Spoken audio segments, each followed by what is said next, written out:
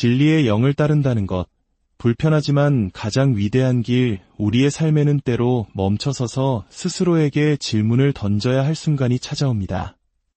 나는 지금 무엇을 향해 걷고 있는가? 내 삶의 진정한 목적은 어디에 있는가? 오늘 우리는 이 깊은 질문에 대한 답을 찾아가는 여정을 떠나보려 합니다. 이 이야기가 여러분의 마음에 작은 울림을 준다면 소중한 이들과 이 빛을 나누어 주십시오. 여러분의 나눔이 누군가에게는 새로운 길을 비추는 등불이 될 수 있습니다. 구독과 좋아요를 통해 이 채널을 밝혀주시는 것은 저희가 더 좋은 이야기의 빛을 만들어가는 데 큰 힘이 됩니다. 여러분의 삶에 하나님의 은총이 가득하기를 기원하며 이제 이야기를 시작하겠습니다. 깊은 영성과 헌신으로 평생을 살아오며 수많은 사람들에게 존경받던 한노 목사님이 계셨습니다. 그의 지혜와 가르침을 구하기 위해 찾아오는 이들의 발길이 끊이지 않았고 목사님은 언제나 온 힘을 다해 그들을 돕고 위로했습니다. 그러나 세월은 흘러 목사님도 은퇴를 하게 되었습니다. 놀랍게도 그가 은퇴하자마자 그토록 북적이던 사람들의 발길은 거짓말처럼 뚝 끊겼습니다. 어쩌면 이것이 세상의 냉정한 인심일지도 모릅니다. 하지만 모두가 그를 떠난 것은 아니었습니다. 소수의 사람들은 예전처럼 꾸준히 그를 찾아왔습니다. 그들은 노 목사님에게서 어떤 현실적인 이익이나 도움을 얻으려는 것이 아니었습니다. 그들은 그저 목사님과 함께 하나님의 말씀을 깊이 연구하고 뜨겁게 기도하며 그의 평생을 적셨던 하나님과 복음에 대한 뜨거운 사랑, 그 순수한 마음을 배우고 싶어 했습니다. 그들은 눈앞의 이익이 아닌 영원한 진리를 추구하는 진정한 구도자들이었습니다. 이 이야기는 우리를 약 2000년 전 갈릴리의 언덕으로 이끕니다. 예수님께서 떡 5개와 물고기 2마리로 5000명이 넘는 굶주린 무리를 먹이시는 놀라운 기적을 행하셨을 때였습니다. 이 사건 이후 예수님의 인기는 하늘을 찔렀습니다. 사람들은 열광했고 그를 억지로라도 붙들어 자신들의 왕으로 삼으려 했습니다. 요한복음 6장 15절은 당시의 상황을 이렇게 증언합니다. 예수께서 그들이 와서 자기를 억지로 붙들어 임금으로 삼으려는 줄 아시고 다시 혼자 산으로 떠나가시니라. 사람들은 계속해서 예수님을 따라다녔습니다. 그들의 눈에는 기대감이 가득했습니다. 오늘은 또 어떤 기적을 보여주실까? 어제처럼 우리의 배를 불려주실 떡을 주시겠지. 그러나 예수님은 그들의 마음을 보시며 깊이 안타까워하셨습니다. 그분은 사람들의 육적인 굶주림을 채워주기 위해 이 땅에 오신 것이 아니었습니다. 그분은 썩어 없어질 양식이 아닌 영원한 생명을 주시기 위해 오신 생명의 떡 그 자체이셨습니다.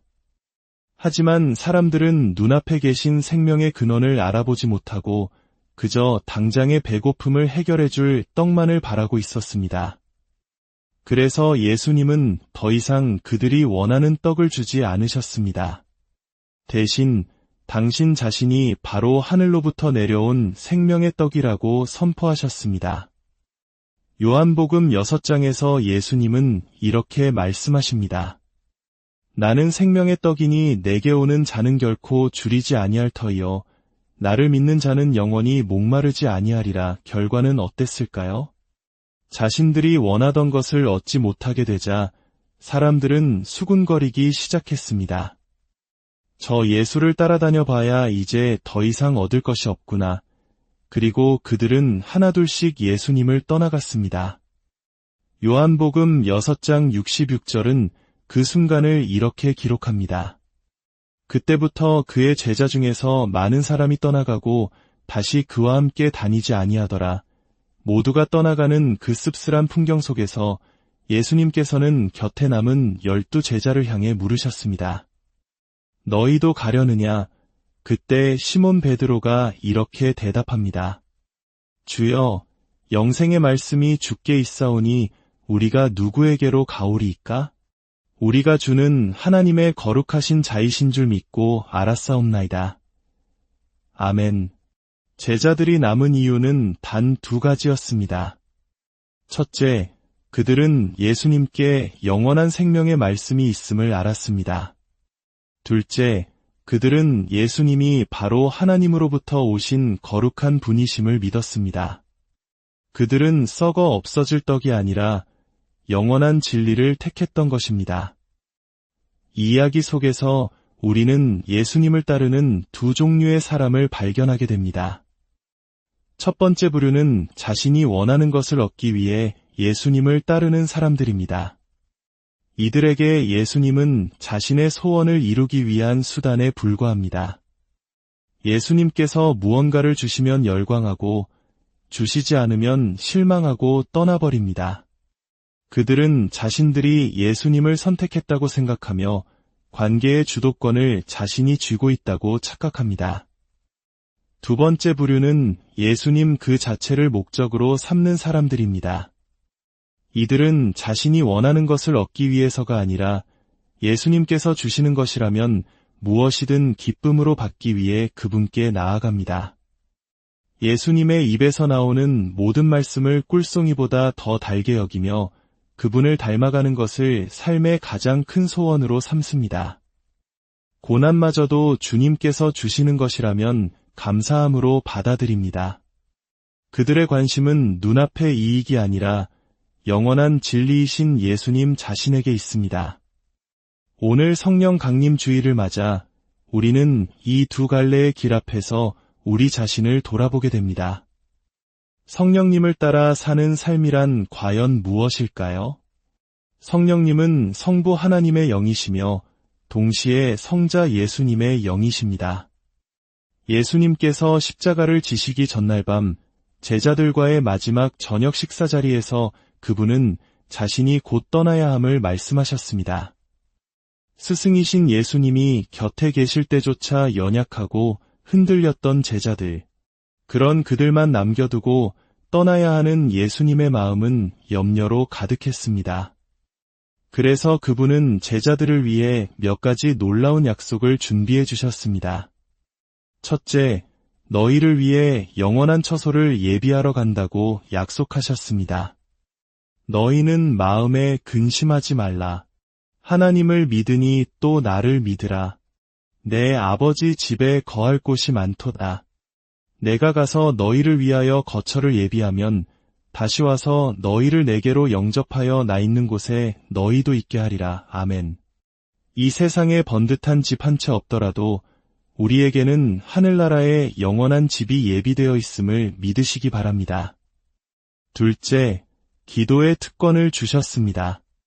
너희가 내 이름으로 무엇을 구하든지 내가 행하리니 내 이름으로 무엇이든지 내게 구하면 내가 행하리라. 기도는 의무가 아니라 모든 어려움과 사탄의 공격 속에서 승리할 수 있도록 우리에게 주신 가장 강력한 특권입니다. 기도할 수 있는데 왜 걱정하십니까? 셋째, 서로 사랑하라는 새 계명을 주셨습니다. 내가 너희를 사랑한 것 같이 너희도 서로 사랑하라. 너희가 서로 사랑하면 이로써 모든 사람이 너희가 내 제자인 줄 알리라. 사랑은 험난한 세상을 외롭지 않게 함께 이겨나가도록 주님께서 주신 가장 예리하고 따뜻한 도구입니다. 그리고 마지막 4번째, 예수님께서 남겨질 제자들을 위해 준비하신 결정적인 대비책, 최고의 선물은 바로 보혜사 성령님을 보내주시겠다는 약속이었습니다. 오늘 본문 요한복음 14장 16절입니다. 내가 아버지께 구하겠으니 그가 또 다른 보혜사를 너희에게 주사 영원토록 너희와 함께 있게 하리니. 아멘. 보혜사란 곁에서 돕는 분, 상담자, 위로자라는 뜻입니다. 예수님께서는 비록 육신으로는 떠나시지만 성령님을 통해 영원히 제자들과 그리고 오늘 우리와 함께 하시겠다고 약속하신 것입니다. 그러나 여기서 우리가 놓쳐서는 안 될 중요한 사실이 있습니다. 성령님은 세상 모든 사람에게 임하시지 않는다는 것입니다. 17절은 이렇게 말합니다. 세상은 능히 그를 받지 못하나니 이는 그를 보지도 못하고 알지도 못함이라. 여기서 말하는 세상이란 세상의 가치관에 빠져 사는 사람들을 의미합니다. 이 세상을 지배하는 어둠의 영은 사람들의 눈을 욕망으로 멀게 만듭니다. 그 영에 사로잡힌 사람들은 더러운 욕망의 노예가 되어 진리나 영원한 생명에는 아무런 관심을 두지 않습니다. 그저 눈앞의 떡, 당장의 이익만을 추구하며 살아갑니다. 마치 예수님께서 떡을 주시지 않자 떠나버렸던 무리들처럼 말입니다. 하지만 성령님은 전혀 다른 영이십니다. 성경은 성령님을 한마디로 진리의 영이라고 선포합니다. 아멘. 성령님은 진리 그 자체이시며 우리를 모든 진리 가운데로 인도하십니다. 성령의 사람은 더 이상 눈앞의 이익을 좇지 않습니다. 때로는 고단하고 힘들지라도 진리 안에서 사는 것을 가장 큰 기쁨으로 여기게 됩니다. 세상에 속했던 사람이라도 성령님의 기름 부으심을 받는 순간 진리의 사람으로 거듭나게 되는 것입니다. 예수님의 제자들이 바로 그 증인입니다. 성령을 받기 전 그들은 예수님 곁에 남아있기는 했지만 여전히 그들의 마음은 세상의 욕망으로 가득했습니다. 누가 더 높은 자리에 앉을 것인가를 두고 다투었고 예수님께서 잡히시자 두려움에 모두 흩어져 도망쳤습니다. 그러나 오순절날 기도하던 그들에게 약속하신 성령님이 불과 바람처럼 임하셨을 때 그들은 완전히 다른 사람이 되었습니다. 다시는 세상을 바라보지 않았고 다시는 욕망의 노예가 되지 않았습니다. 세상의 권력이나 명예, 부귀영화에는 조금도 관심을 두지 않았습니다. 오직 그들의 가슴은 예수 그리스도의 십자가와 부활, 그 복음의 진리로 가득 찼습니다. 그들은 진리의 영에 사로잡혀 죽음의 위협 앞에서도 담대히 복음을 전하는 진리의 증인이 되었습니다. 이제 말씀의 거울을 우리 자신에게 비추어 볼 시간입니다. 오늘날 교회 안에 있는 우리는 어떤 모습일까요? 우리는 예수님을 떠나지는 않은 것 같습니다. 오늘 이 시간에도 이렇게 예배의 자리에 나와왔고 믿음에 대해 그럴듯하게 말할 수도 있습니다. 하지만 우리의 마음 깊은 곳, 우리의 생각과 삶의 방향은 과연 어디를 향하고 있습니까? 혹시 제자들처럼 몸은 주님 곁에 있지만 마음은 여전히 세상의 영에 지배당하고 있지는 않습니까? 세상적인 성공을 하나님의 복으로 착각하고 진리의 말씀 앞에서 감격하고 회개하기보다는 교회를 세상의 기업처럼 효율과 실리로 운영하려 하지는 않습니까? 만약 그렇다면 우리는 마지막 날에 내가 너를 도무지 알지 못하니 불법을 행하는 자들아 내게서 떠나가라는 주님의 무서운 책망을 듣게 될지도 모릅니다. 얼마 전 한 영상을 통해 시골의 작은 교회 이야기를 접하게 되었습니다. 성도라고는 서너 명의 어르신뿐이어서 거의 버려지다시피 한 교회였습니다. 그런데 놀랍게도 그곳에 아주 젊은 목사님이 부임하여 목회를 하고 있었습니다. 알고 보니 그 목사님은 목회자가 되기 전 연봉이 3억 원에 달하는 안정되고 성공적인 직업을 가졌던 분이었습니다. 그러나 그는 하나님의 부르심 앞에 모든 것을 내려놓고 신학을 공부한 뒤 가장 낮고 어려운 그곳으로 스스로 찾아간 것이었습니다. 세상의 관점으로 보면 참으로 어리석고 불편한 선택입니다. 그러나 그는 그 불편함을 기꺼이 감수하며 낡은 교회를 손수단장하고 몇 안 되는 성도들을 온 마음으로 섬겼습니다. 그러자 놀라운 변화가 일어나기 시작했습니다. 그의 진실한 모습에 감동한 사람들이 하나둘 모여들기 시작했고 이제는 15명의 성도들이 함께 예배를 드리는 공동체로 성장했습니다. 그의 삶은 분명 불편해 보입니다. 그러나 그의 영혼 속에는 세상이 결코 줄 수 없는 기쁨, 오직 진리를 따라 사는 자만이 누릴 수 있는 참된 평안과 감사가 넘쳐 흐르고 있었습니다. 그를 그 불편한 길로 인도하신 성령님이야말로 진정 최고의 인도자이십니다. 사랑하는 성도 여러분, 성령님을 따라 사는 삶은 때로 불편할 수 있습니다. 세상의 가치관과 부딪혀야 하고 나의 욕망을 십자가에 못 박아야 하기 때문입니다.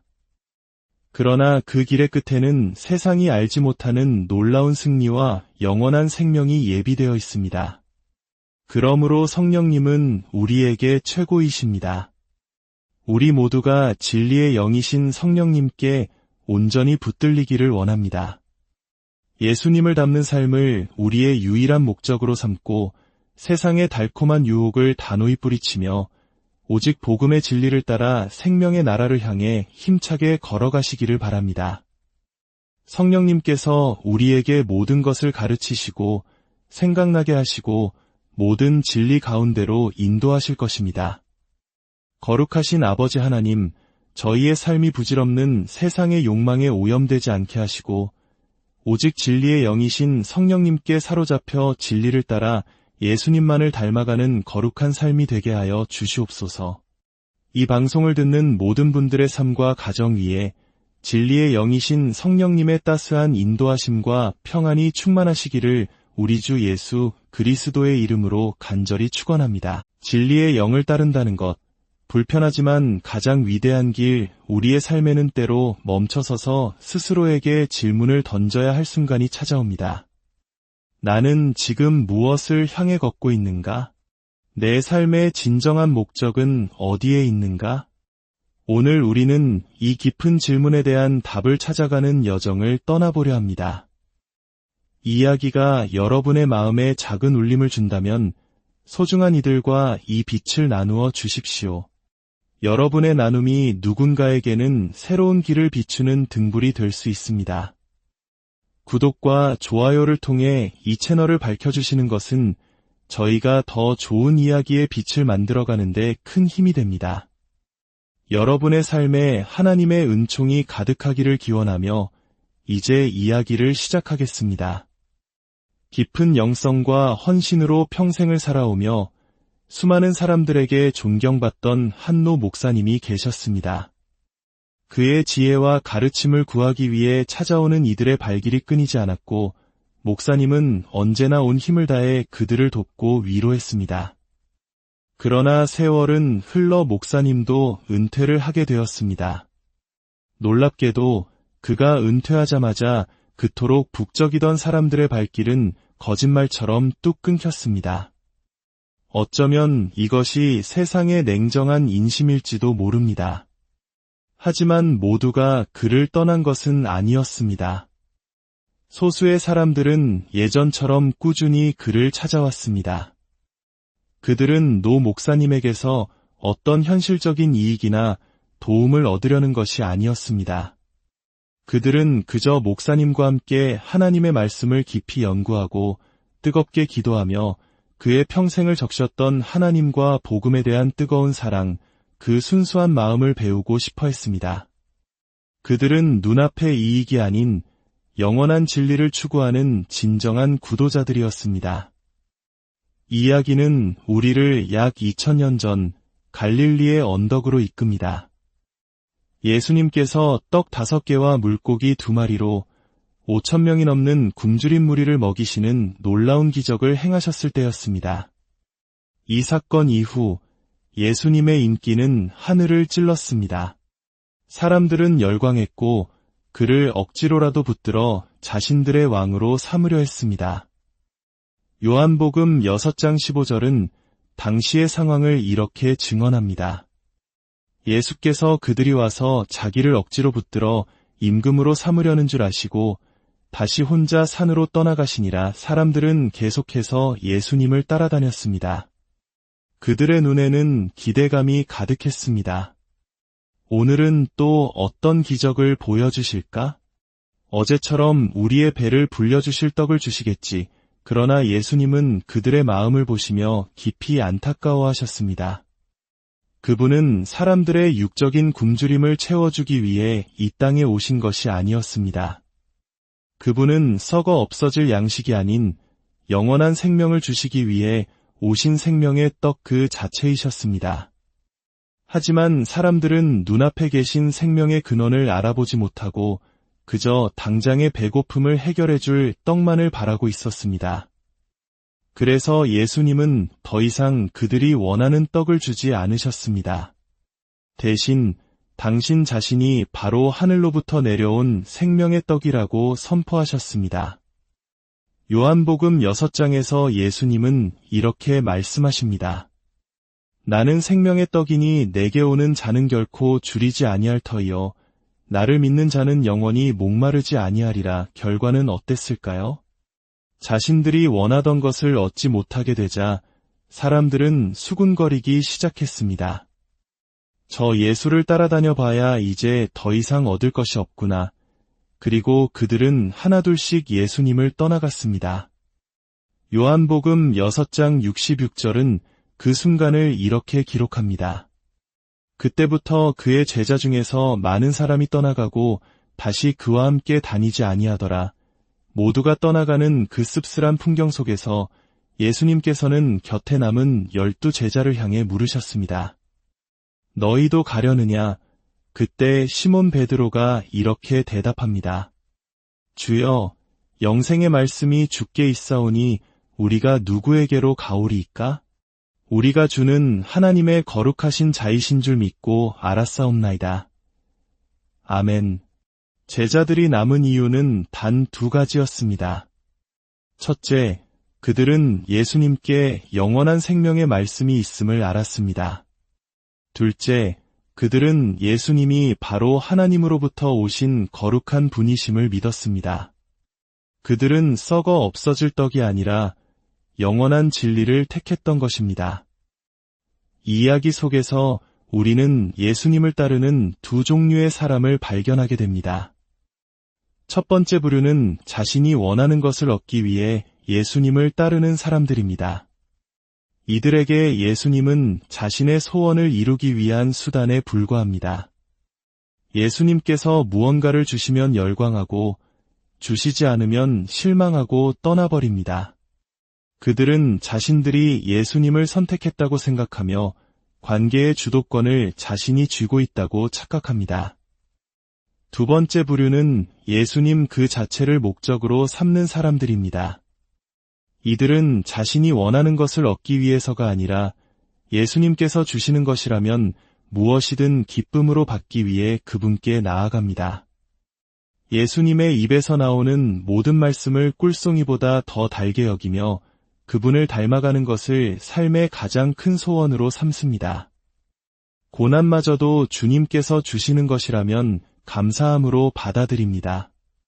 그들의 관심은 눈앞의 이익이 아니라 영원한 진리이신 예수님 자신에게 있습니다. 오늘 성령 강림 주일을 맞아 우리는 이 2 갈래의 길 앞에서 우리 자신을 돌아보게 됩니다. 성령님을 따라 사는 삶이란 과연 무엇일까요?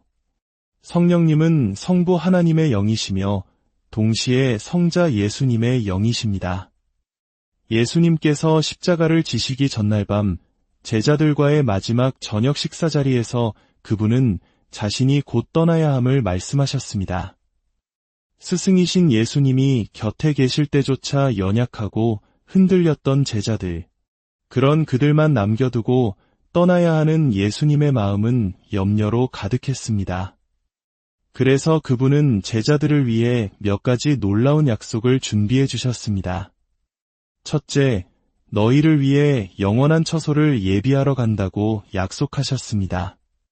너희는 마음에 근심하지 말라. 하나님을 믿으니 또 나를 믿으라. 내 아버지 집에 거할 곳이 많도다.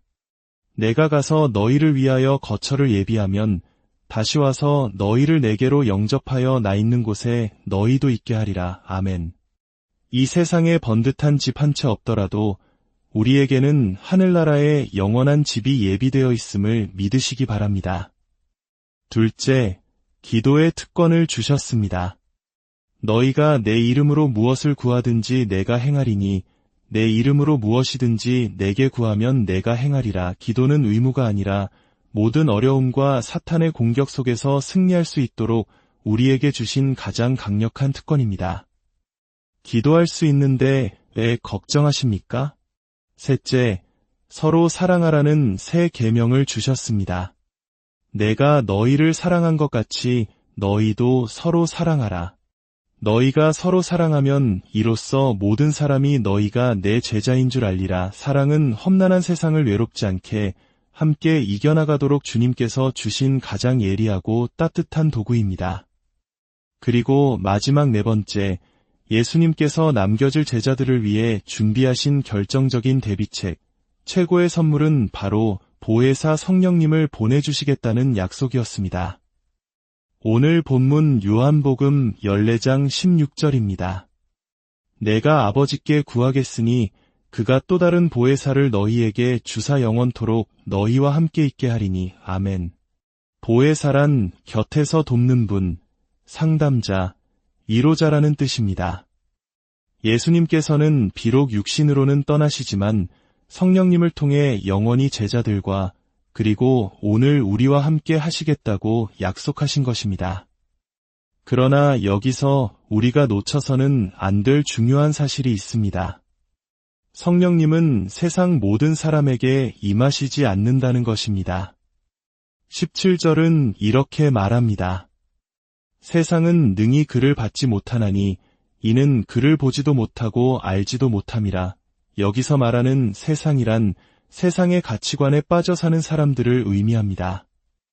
이 세상을 지배하는 어둠의 영은 사람들의 눈을 욕망으로 멀게 만듭니다. 그 영에 사로잡힌 사람들은 더러운 욕망의 노예가 되어 진리나 영원한 생명에는 아무런 관심을 두지 않습니다. 그저 눈앞의 떡, 당장의 이익만을 추구하며 살아갑니다.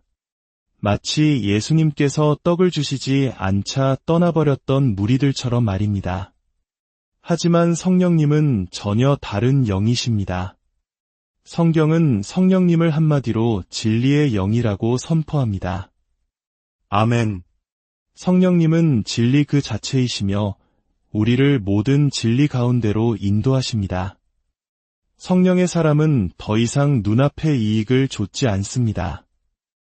때로는 고단하고 힘들지라도 진리 안에서 사는 것을 가장 큰 기쁨으로 여기게 됩니다.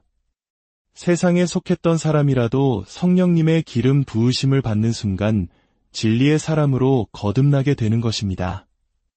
예수님의 제자들이 바로 그 증인입니다.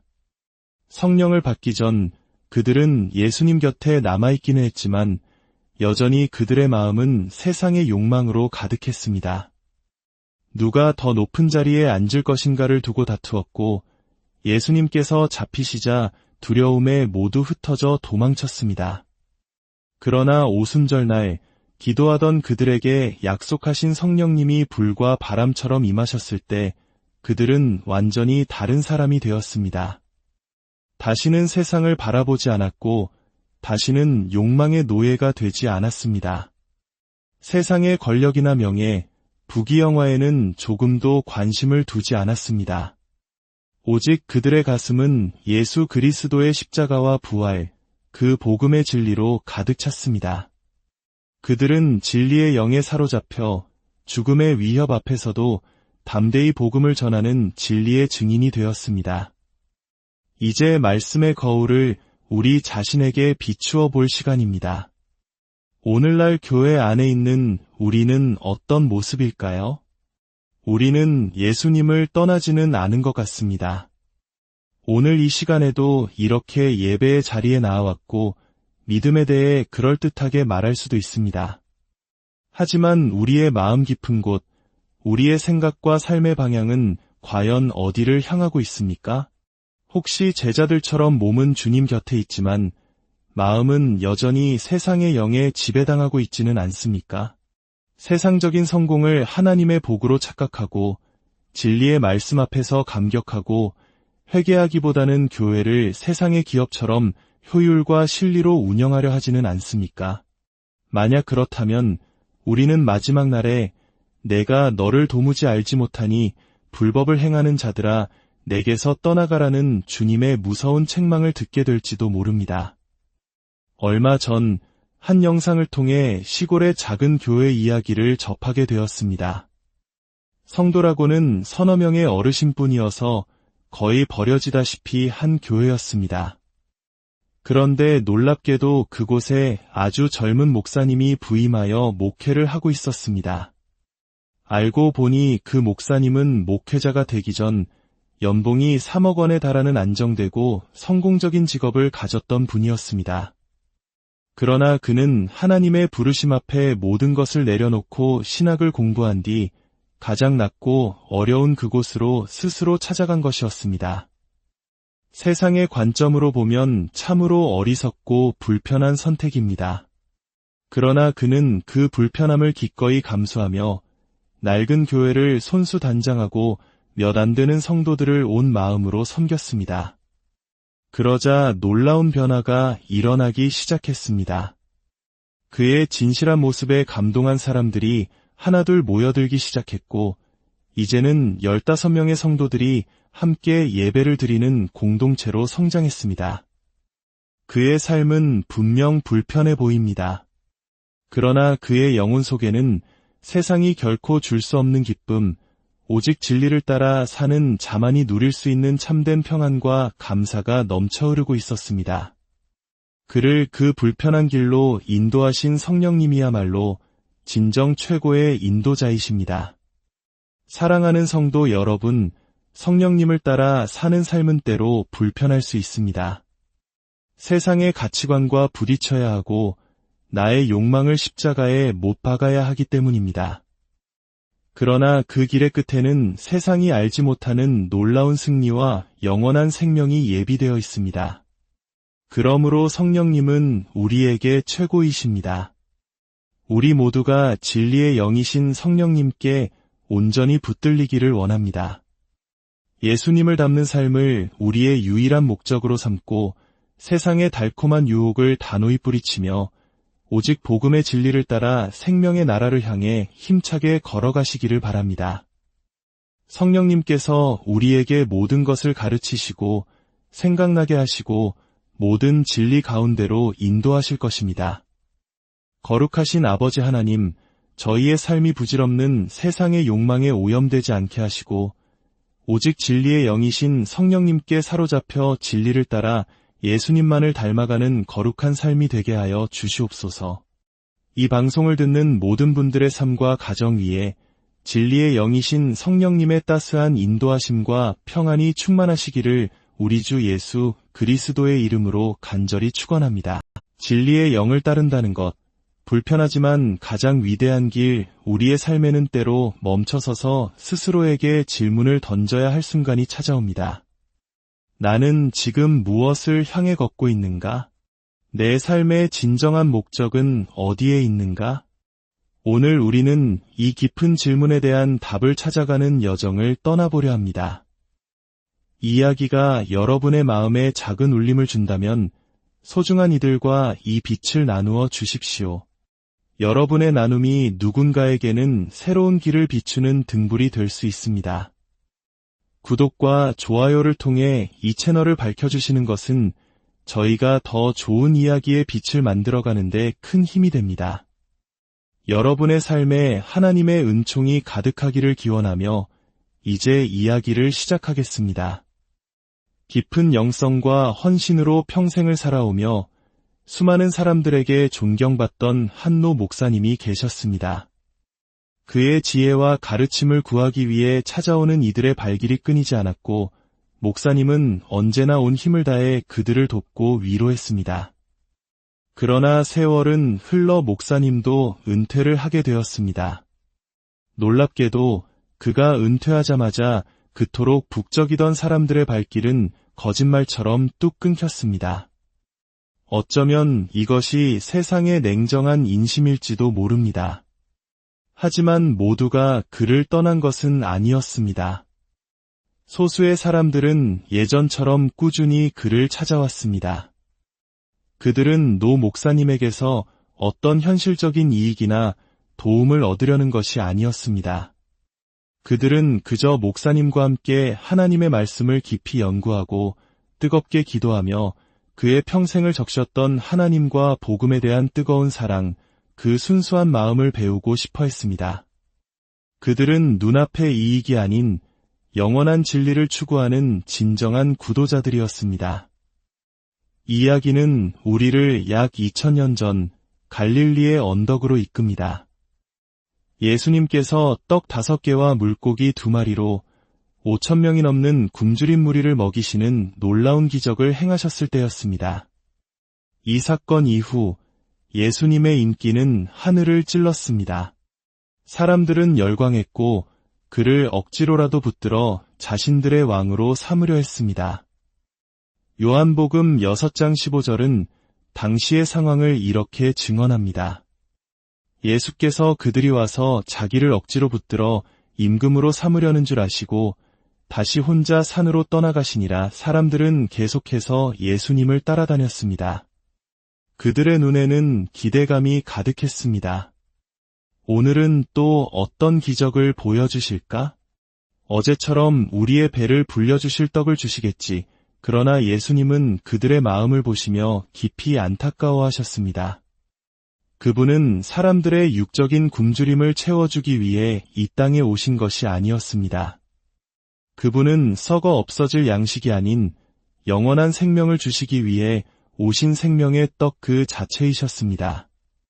하지만 사람들은 눈앞에 계신 생명의 근원을 알아보지 못하고 그저 당장의 배고픔을 해결해줄 떡만을 바라고 있었습니다. 그래서 예수님은 더 이상 그들이 원하는 떡을 주지 않으셨습니다. 대신 당신 자신이 바로 하늘로부터 내려온 생명의 떡이라고 선포하셨습니다. 요한복음 6장에서 예수님은 이렇게 말씀하십니다. 나는 생명의 떡이니 내게 오는 자는 결코 줄이지 아니할 터이요 나를 믿는 자는 영원히 목마르지 아니하리라. 결과는 어땠을까요? 자신들이 원하던 것을 얻지 못하게 되자 사람들은 수군거리기 시작했습니다. 저 예수를 따라다녀 봐야 이제 더 이상 얻을 것이 없구나. 그리고 그들은 하나둘씩 예수님을 떠나갔습니다. 요한복음 6장 66절은 그 순간을 이렇게 기록합니다. 그때부터 그의 제자 중에서 많은 사람이 떠나가고 다시 그와 함께 다니지 아니하더라. 모두가 떠나가는 그 씁쓸한 풍경 속에서 예수님께서는 곁에 남은 12 제자를 향해 물으셨습니다. 너희도 가려느냐? 그때 시몬 베드로가 이렇게 대답합니다. 주여, 영생의 말씀이 주께 있사오니 우리가 누구에게로 가오리이까? 우리가 주는 하나님의 거룩하신 자이신 줄 믿고 알았사옵나이다. 아멘. 제자들이 남은 이유는 단 2가지였습니다. 첫째, 그들은 예수님께 영원한 생명의 말씀이 있음을 알았습니다. 둘째, 그들은 예수님이 바로 하나님으로부터 오신 거룩한 분이심을 믿었습니다. 그들은 썩어 없어질 떡이 아니라 영원한 진리를 택했던 것입니다. 이 이야기 속에서 우리는 예수님을 따르는 2 종류의 사람을 발견하게 됩니다. 첫 번째 부류는 자신이 원하는 것을 얻기 위해 예수님을 따르는 사람들입니다. 이들에게 예수님은 자신의 소원을 이루기 위한 수단에 불과합니다. 예수님께서 무언가를 주시면 열광하고 주시지 않으면 실망하고 떠나버립니다. 그들은 자신들이 예수님을 선택했다고 생각하며 관계의 주도권을 자신이 쥐고 있다고 착각합니다. 두 번째 부류는 예수님 그 자체를 목적으로 삼는 사람들입니다. 이들은 자신이 원하는 것을 얻기 위해서가 아니라 예수님께서 주시는 것이라면 무엇이든 기쁨으로 받기 위해 그분께 나아갑니다. 예수님의 입에서 나오는 모든 말씀을 꿀송이보다 더 달게 여기며 그분을 닮아가는 것을 삶의 가장 큰 소원으로 삼습니다. 고난마저도 주님께서 주시는 것이라면 감사함으로 받아들입니다. 그들의 관심은 눈앞의 이익이 아니라 영원한 진리이신 예수님 자신에게 있습니다. 오늘 성령 강림 주일을 맞아 우리는 이 2 갈래의 길 앞에서 우리 자신을 돌아보게 됩니다. 성령님을 따라 사는 삶이란 과연 무엇일까요? 성령님은 성부 하나님의 영이시며 동시에 성자 예수님의 영이십니다. 예수님께서 십자가를 지시기 전날 밤 제자들과의 마지막 저녁 식사 자리에서 그분은 자신이 곧 떠나야 함을 말씀하셨습니다. 스승이신 예수님이 곁에 계실 때조차 연약하고 흔들렸던 제자들, 그런 그들만 남겨두고 떠나야 하는 예수님의 마음은 염려로 가득했습니다. 그래서 그분은 제자들을 위해 몇 가지 놀라운 약속을 준비해 주셨습니다. 첫째, 너희를 위해 영원한 처소를 예비하러 간다고 약속하셨습니다. 너희는 마음에 근심하지 말라. 하나님을 믿으니 또 나를 믿으라. 내 아버지 집에 거할 곳이 많도다. 내가 가서 너희를 위하여 거처를 예비하면 다시 와서 너희를 내게로 영접하여 나 있는 곳에 너희도 있게 하리라. 아멘. 이 세상에 번듯한 집 한 채 없더라도 우리에게는 하늘나라에 영원한 집이 예비되어 있음을 믿으시기 바랍니다. 둘째, 기도의 특권을 주셨습니다. 너희가 내 이름으로 무엇을 구하든지 내가 행하리니 내 이름으로 무엇이든지 내게 구하면 내가 행하리라. 기도는 의무가 아니라 모든 어려움과 사탄의 공격 속에서 승리할 수 있도록 우리에게 주신 가장 강력한 특권입니다. 기도할 수 있는데 왜 걱정하십니까? 셋째, 서로 사랑하라는 새 계명을 주셨습니다. 내가 너희를 사랑한 것 같이 너희도 서로 사랑하라. 너희가 서로 사랑하면 이로써 모든 사람이 너희가 내 제자인 줄 알리라. 사랑은 험난한 세상을 외롭지 않게 함께 이겨나가도록 주님께서 주신 가장 예리하고 따뜻한 도구입니다. 그리고 마지막 네 번째, 예수님께서 남겨질 제자들을 위해 준비하신 결정적인 대비책, 최고의 선물은 바로 보혜사 성령님을 보내주시겠다는 약속이었습니다. 오늘 본문 요한복음 14장 16절입니다. 내가 아버지께 구하겠으니 그가 또 다른 보혜사를 너희에게 주사 영원토록 너희와 함께 있게 하리니. 아멘. 보혜사란 곁에서 돕는 분, 상담자, 위로자라는 뜻입니다. 예수님께서는 비록 육신으로는 떠나시지만 성령님을 통해 영원히 제자들과 그리고 오늘 우리와 함께 하시겠다고 약속하신 것입니다. 그러나 여기서 우리가 놓쳐서는 안 될 중요한 사실이 있습니다. 성령님은 세상 모든 사람에게 임하시지 않는다는 것입니다. 17절은 이렇게 말합니다. 세상은 능히 그를 받지 못하나니 이는 그를 보지도 못하고 알지도 못함이라. 여기서 말하는 세상이란 세상의 가치관에 빠져 사는 사람들을 의미합니다. 이 세상을 지배하는 어둠의 영은 사람들의 눈을 욕망으로 멀게 만듭니다. 그 영에 사로잡힌 사람들은 더러운 욕망의 노예가 되어 진리나 영원한 생명에는 아무런 관심을 두지 않습니다. 그저 눈앞의 떡, 당장의 이익만을 추구하며 살아갑니다. 마치 예수님께서 떡을 주시지 않자 떠나버렸던 무리들처럼 말입니다. 하지만 성령님은 전혀 다른 영이십니다. 성경은 성령님을 한마디로 진리의 영이라고 선포합니다. 아멘. 성령님은 진리 그 자체이시며 우리를 모든 진리 가운데로 인도하십니다. 성령의 사람은 더 이상 눈앞의 이익을 좇지 않습니다. 때로는 고단하고 힘들지라도 진리 안에서 사는 것을 가장 큰 기쁨으로 여기게 됩니다. 세상에 속했던 사람이라도 성령님의 기름 부으심을 받는 순간 진리의 사람으로 거듭나게 되는 것입니다. 예수님의 제자들이 바로 그 증인입니다. 성령을 받기 전 그들은 예수님 곁에 남아있기는 했지만 여전히 그들의 마음은 세상의 욕망으로 가득했습니다. 누가 더 높은 자리에 앉을 것인가를 두고 다투었고 예수님께서 잡히시자 두려움에 모두 흩어져 도망쳤습니다. 그러나 오순절날 기도하던 그들에게 약속하신 성령님이 불과 바람처럼 임하셨을 때 그들은 완전히 다른 사람이 되었습니다. 다시는 세상을 바라보지 않았고 다시는 욕망의 노예가 되지 않았습니다. 세상의 권력이나 명예, 부귀영화에는 조금도 관심을 두지 않았습니다. 오직 그들의 가슴은 예수 그리스도의 십자가와 부활, 그 복음의 진리로 가득 찼습니다. 그들은 진리의 영에 사로잡혀 죽음의 위협 앞에서도 담대히 복음을 전하는 진리의 증인이 되었습니다. 이제 말씀의 거울을 우리 자신에게 비추어 볼 시간입니다. 오늘날 교회 안에 있는 우리는 어떤 모습일까요? 우리는 예수님을 떠나지는 않은 것 같습니다. 오늘 이 시간에도 이렇게 예배의 자리에 나와왔고 믿음에 대해 그럴듯하게 말할 수도 있습니다.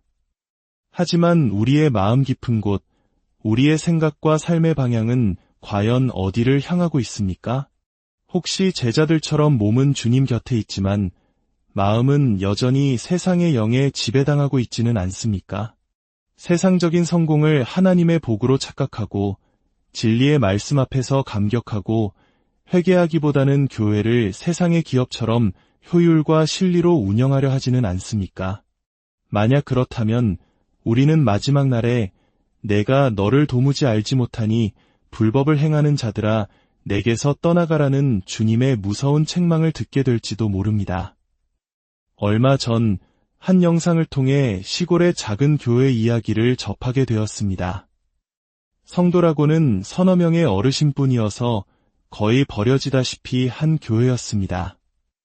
그런데 놀랍게도 그곳에 아주 젊은 목사님이 부임하여 목회를 하고 있었습니다.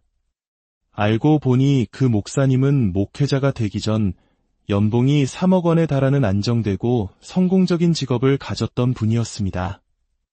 그러나 그는 하나님의 부르심 앞에 모든 것을 내려놓고 신학을 공부한 뒤 가장 낮고 어려운 그곳으로 스스로 찾아간 것이었습니다.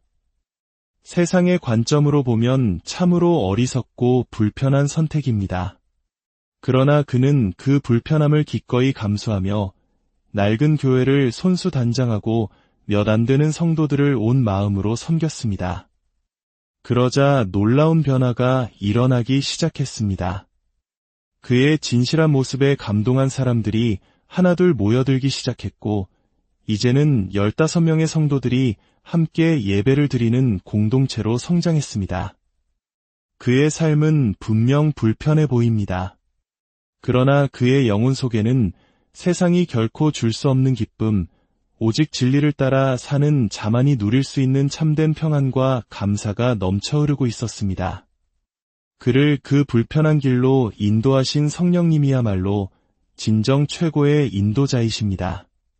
사랑하는 성도 여러분, 성령님을 따라 사는 삶은 때로 불편할 수 있습니다. 세상의 가치관과 부딪혀야 하고 나의 욕망을 십자가에 못 박아야 하기 때문입니다. 그러나 그 길의 끝에는 세상이 알지 못하는 놀라운 승리와 영원한 생명이 예비되어 있습니다. 그러므로 성령님은 우리에게 최고이십니다. 우리 모두가 진리의 영이신 성령님께 온전히 붙들리기를 원합니다. 예수님을 닮는 삶을 우리의 유일한 목적으로 삼고 세상의 달콤한 유혹을 단호히 뿌리치며 오직 복음의 진리를 따라 생명의 나라를 향해 힘차게 걸어가시기를 바랍니다. 성령님께서 우리에게 모든 것을 가르치시고 생각나게 하시고 모든 진리 가운데로 인도하실 것입니다. 거룩하신 아버지 하나님, 저희의 삶이 부질없는 세상의 욕망에 오염되지 않게 하시고 오직 진리의 영이신 성령님께 사로잡혀 진리를 따라 예수님만을 닮아가는 거룩한 삶이 되게 하여 주시옵소서. 이 방송을 듣는 모든 분들의 삶과 가정 위에 진리의 영이신 성령님의 따스한 인도하심과 평안이 충만하시기를 우리 주 예수 그리스도의 이름으로 간절히 축원합니다. 진리의 영을 따른다는 것, 불편하지만 가장 위대한 길, 우리의 삶에는 때로 멈춰서서 스스로에게 질문을 던져야 할 순간이 찾아옵니다. 나는 지금 무엇을 향해 걷고 있는가? 내 삶의 진정한 목적은 어디에 있는가?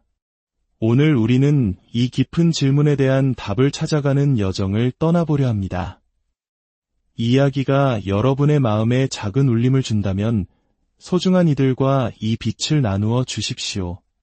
여러분의 나눔이 누군가에게는 새로운 길을 비추는 등불이 될 수 있습니다. 구독과 좋아요를 통해 이 채널을 밝혀주시는 것은 저희가 더 좋은 이야기의 빛을 만들어가는 데 큰 힘이 됩니다. 여러분의 삶에 하나님의 은총이 가득하기를 기원하며 이제 이야기를 시작하겠습니다. 깊은 영성과 헌신으로 평생을 살아오며 수많은 사람들에게 존경받던 한노 목사님이 계셨습니다. 그의 지혜와 가르침을 구하기 위해 찾아오는 이들의 발길이 끊이지 않았고 목사님은 언제나 온 힘을 다해 그들을 돕고 위로했습니다. 그러나 세월은 흘러 목사님도 은퇴를 하게 되었습니다. 놀랍게도 그가 은퇴하자마자 그토록 북적이던 사람들의 발길은 거짓말처럼 뚝 끊겼습니다. 어쩌면 이것이 세상의 냉정한 인심일지도 모릅니다. 하지만 모두가 그를 떠난 것은 아니었습니다. 소수의 사람들은 예전처럼 꾸준히 그를 찾아왔습니다. 그들은 노 목사님에게서 어떤 현실적인 이익이나 도움을 얻으려는 것이 아니었습니다. 그들은 그저 목사님과 함께 하나님의 말씀을 깊이 연구하고 뜨겁게 기도하며 그의 평생을 적셨던 하나님과 복음에 대한 뜨거운 사랑, 그 순수한 마음을 배우고 싶어 했습니다. 그들은 눈앞의 이익이 아닌 영원한 진리를 추구하는 진정한 구도자들이었습니다. 이야기는 우리를 약 2000년 전 갈릴리의 언덕으로 이끕니다. 예수님께서 떡 5개와 물고기 2마리로 5,000명이 넘는 굶주린 무리를 먹이시는 놀라운 기적을 행하셨을 때였습니다. 이 사건 이후 예수님의 인기는 하늘을 찔렀습니다. 사람들은 열광했고 그를 억지로라도 붙들어 자신들의 왕으로 삼으려 했습니다. 요한복음 6장 15절은 당시의 상황을 이렇게 증언합니다. 예수께서 그들이 와서 자기를 억지로 붙들어 임금으로 삼으려는 줄 아시고 다시 혼자 산으로 떠나가시니라. 사람들은 계속해서 예수님을 따라다녔습니다. 그들의 눈에는 기대감이 가득했습니다. 오늘은 또 어떤 기적을 보여주실까? 어제처럼 우리의 배를 불려주실 떡을 주시겠지. 그러나 예수님은 그들의 마음을 보시며 깊이 안타까워하셨습니다. 그분은 사람들의 육적인 굶주림을 채워주기 위해 이 땅에 오신 것이 아니었습니다. 그분은 썩어 없어질 양식이 아닌 영원한 생명을 주시기 위해 오신 생명의 떡 그 자체이셨습니다. 하지만 사람들은 눈앞에 계신 생명의 근원을 알아보지 못하고 그저 당장의 배고픔을 해결해줄 떡만을 바라고 있었습니다. 그래서 예수님은 더 이상 그들이 원하는 떡을 주지 않으셨습니다. 대신 당신 자신이 바로 하늘로부터 내려온 생명의 떡이라고 선포하셨습니다. 요한복음 6장에서 예수님은 이렇게 말씀하십니다. 나는 생명의 떡이니 내게 오는 자는 결코 줄이지 아니할 터이요 나를 믿는 자는 영원히 목마르지 아니하리라. 결과는 어땠을까요? 자신들이 원하던 것을 얻지 못하게 되자 사람들은 수군거리기 시작했습니다. 저 예수를 따라다녀 봐야 이제 더 이상 얻을 것이 없구나. 그리고 그들은 하나둘씩 예수님을 떠나갔습니다. 요한복음 6장 66절은 그 순간을 이렇게 기록합니다. 그때부터 그의 제자 중에서 많은 사람이 떠나가고 다시 그와 함께 다니지 아니하더라. 모두가 떠나가는 그 씁쓸한 풍경 속에서 예수님께서는 곁에 남은 12 제자를 향해 물으셨습니다. 너희도 가려느냐? 그때 시몬 베드로가 이렇게 대답합니다. 주여, 영생의 말씀이 주께 있사오니 우리가 누구에게로 가오리이까? 우리가 주는 하나님의 거룩하신 자이신 줄 믿고 알았사옵나이다. 아멘. 제자들이 남은 이유는 단 2가지였습니다. 첫째, 그들은 예수님께 영원한 생명의 말씀이 있음을 알았습니다. 둘째, 그들은 예수님이 바로 하나님으로부터 오신 거룩한 분이심을 믿었습니다. 그들은 썩어 없어질 떡이 아니라 영원한 진리를 택했던 것입니다. 이 이야기 속에서 우리는 예수님을 따르는 2 종류의 사람을 발견하게 됩니다. 첫 번째 부류는 자신이 원하는 것을 얻기 위해 예수님을 따르는 사람들입니다. 이들에게 예수님은 자신의 소원을 이루기 위한 수단에 불과합니다. 예수님께서 무언가를 주시면 열광하고 주시지 않으면 실망하고 떠나버립니다. 그들은 자신들이 예수님을 선택했다고 생각하며 관계의 주도권을 자신이 쥐고 있다고 착각합니다. 두 번째 부류는 예수님 그 자체를 목적으로 삼는 사람들입니다. 이들은 자신이 원하는 것을 얻기 위해서가 아니라 예수님께서 주시는 것이라면 무엇이든 기쁨으로 받기 위해 그분께 나아갑니다.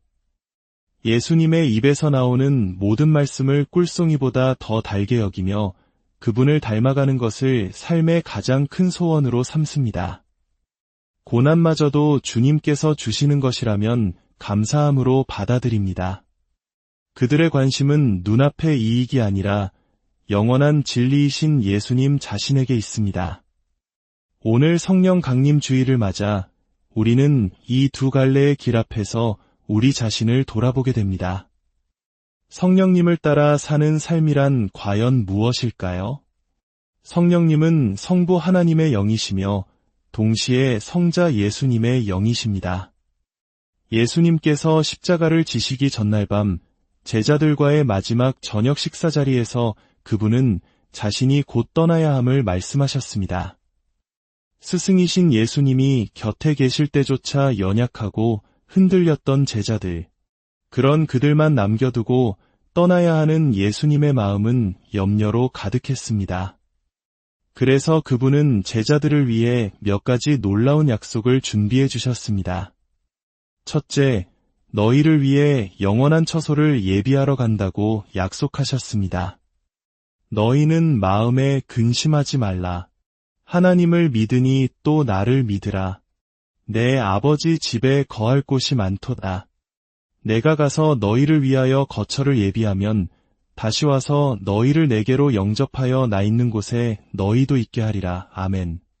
이 세상에 번듯한 집 한 채 없더라도 우리에게는 하늘나라에 영원한 집이 예비되어 있음을 믿으시기 바랍니다.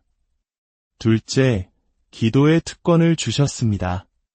너희가 내 이름으로 무엇을 구하든지 내가 행하리니 내 이름으로 무엇이든지 내게 구하면 내가 행하리라. 기도는 의무가 아니라 모든 어려움과 사탄의 공격 속에서 승리할 수 있도록 우리에게 주신 가장 강력한 특권입니다.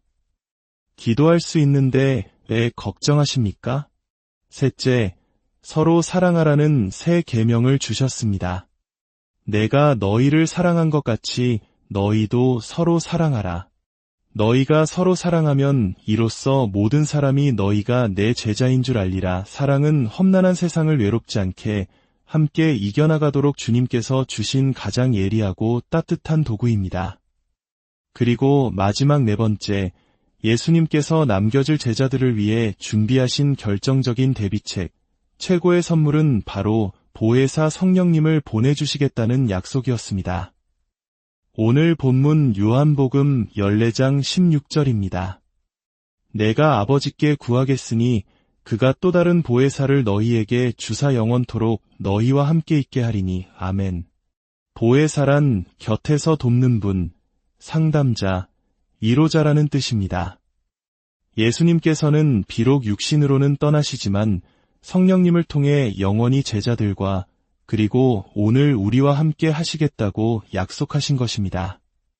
그러나 여기서 우리가 놓쳐서는 안 될 중요한 사실이 있습니다.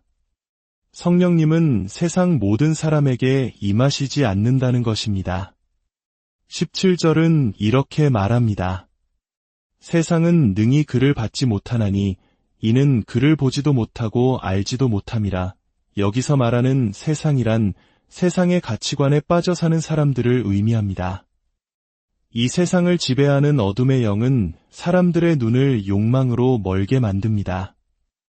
그 영에 사로잡힌 사람들은 더러운 욕망의 노예가 되어 진리나 영원한 생명에는 아무런 관심을 두지 않습니다. 그저 눈앞의 떡, 당장의 이익만을 추구하며 살아갑니다. 마치 예수님께서 떡을 주시지 않자 떠나버렸던 무리들처럼 말입니다. 하지만 성령님은 전혀 다른 영이십니다. 성경은 성령님을 한마디로 진리의 영이라고 선포합니다. 아멘. 성령님은 진리 그 자체이시며 우리를 모든